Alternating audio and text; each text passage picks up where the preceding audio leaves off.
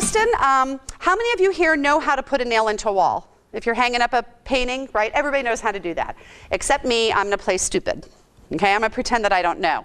And I'm going to make a lot of mistakes. Now, because we're in front of a group here, Kristen is actually going to be the nail. So she's kind of a human nail, so all you have to do is just stand.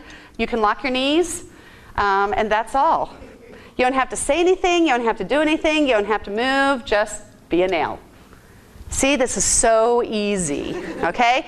Now, what I'm going to be doing, though, is I'm going to be trying to get the nail into this imaginary nail into the imaginary wall just to kind of demonstrate what these 6 mistakes are. So here's what I need from you. Especially starting out, it's really important for Kristen's safety that you are watching out for her when I make these mistakes, okay? So when I start to make, do not let me actually make a mistake. When you see what I'm about to do, please stop me. So can everybody say stop? Stop. That doesn't sound very urgent. Imagine I'm getting ready to do something. What would you say? Stop. Okay, can everybody do it that way? Stop. Okay, all right. She just has to make it, you just got to make it through the first one. Hearing aids. Yeah, I'll try to watch out for you, but really y'all got to watch out for her, okay? All right, so there's only 6 reasons why effective tools won't work. This could be called the 6 mistakes most parents make, but let's look at it in a more strength kind of a way. So first thing is, if I have a nail, I need to pick a tool. And screwdrivers are a really effective tool, and I have a screwdriver. And it's a very effective tool. So I'm going to take my favorite tool, and I'm going to use it to hammer this. Stop! You know, the whole reason I practiced with them. So that they would do a good job. Yeah, and they're not even speaking up. I have a screwdriver. Stop! Wouldn't it be better to use this tool instead of that tool? Okay, so. Is this the most effective tool for getting a nail into the wall? No. Now, in parenting, sometimes all somebody has is one tool. They don't have the most effective tool. They don't know the most effective tool, so they try to do their best. You know, I would be trying to hit the nail with the screwdriver. Now, it might go in, but is that the most effective tool for the job? No. Okay, so what's the most effective tool? Hammer. All right. You're now in the safety zone. Oh, yay. There just are no inflatable screwdrivers. Okay? All right. So now I have the most effective tool, right? All right. So I'm going to use that effective tool. Okay. What is less effective about what I'm doing? Okay. So, and in Parents Toolshop, there's no right or wrong because there is no one right way of parenting. But there are definitely more effective and less effective ways. So it's not so much wrong. It's just, yeah, I could try to do that, but that wouldn't be the most effective way to use the most effective tool, right? So I've got the most effective tool. I'm going to use it in the most effective way. And I'm just going to hit the wall. I'm hitting the wall. What am I supposed to do?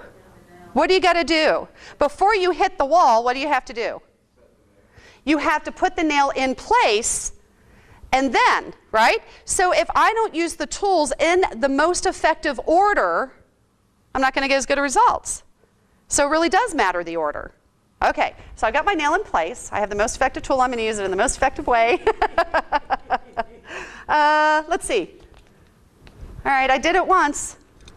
I didn't hit you hard enough for your nails to go down, did I? So your nail just stay. I did it once, but it didn't work.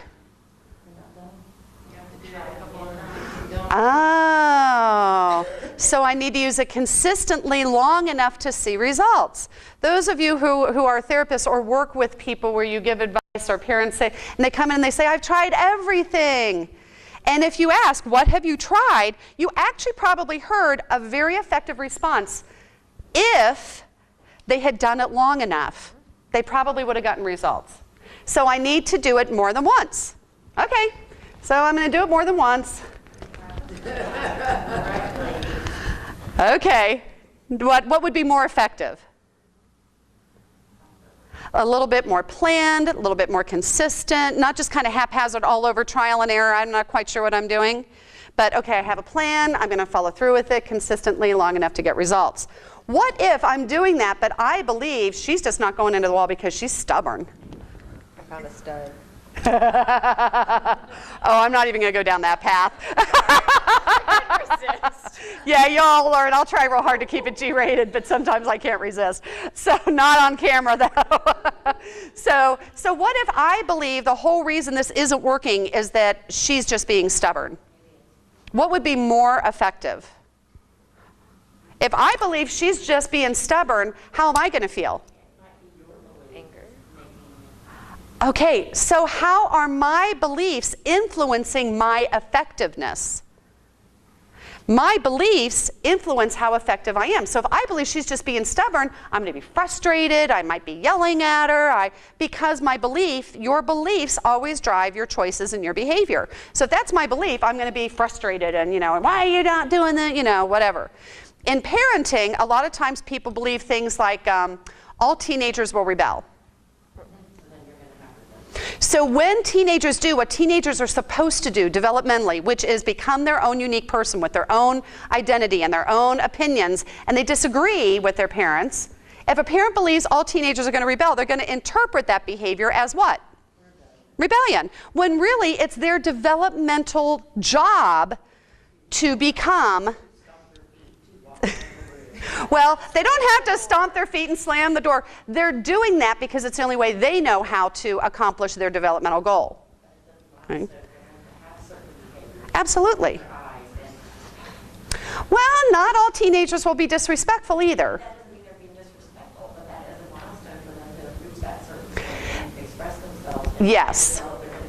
Yes, so to express themselves and develop their independence, and it's our job to teach them the skills for doing that in a respectful way and in an appropriate way. But to say you can't express your emotions, you can't express your feelings or your opinions would not be helpful, and it's actually going to make matters worse.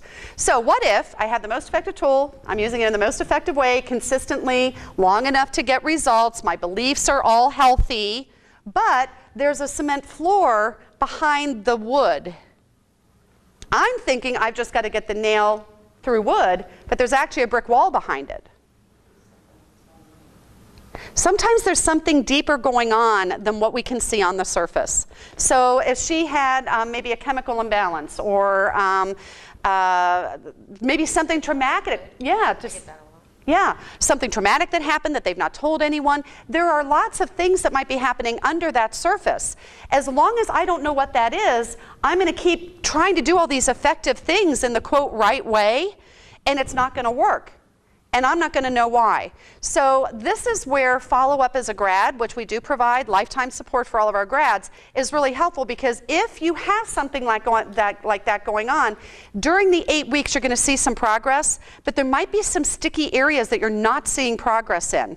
Usually if you do it consistently, like several months after, let's stay in touch, let's give you support. And this is where it helps that I'm a social worker, because now I'm getting more into clinical stuff. I at least can recognize, based on what you're doing, for as long as you've been doing it and the way that you've been doing it, you really should be seeing results. I think there might be something under the surface, and that's when I refer to a clinician who might be able to do testing or whatever. Does that make sense? Okay, so give Kristen a round of applause. Thank you for being a good nail.